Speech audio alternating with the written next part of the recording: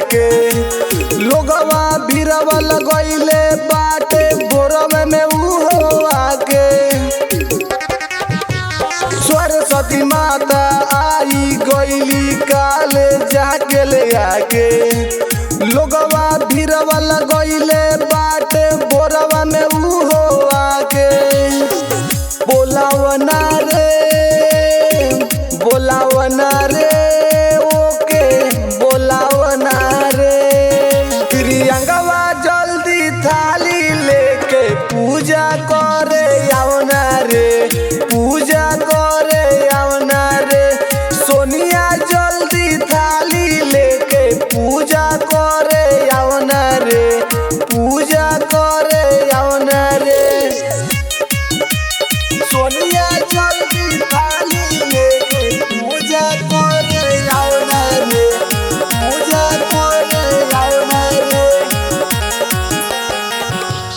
पूजा के तो टाइम होता जल्दी से तू अइहा पीड़ा वाली माई के सुना कलसा तू ही सजइहा कलसा तू ही सजइहा पूजा के तो टाइम होता जल्दी से तू हो अइहा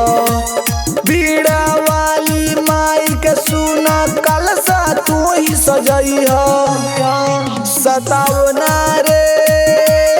सतावना रे ओके सतावना रे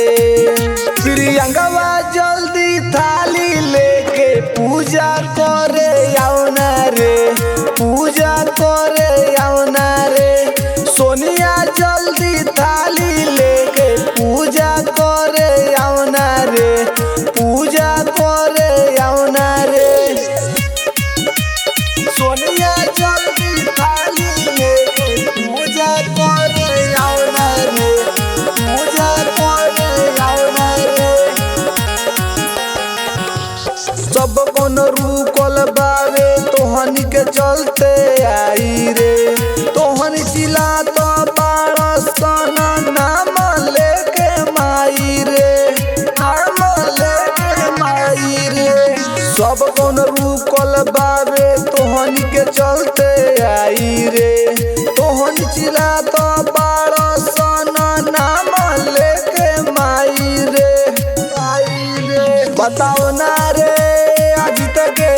बतावना रे इहाँ बतावना रे प्रियंकवा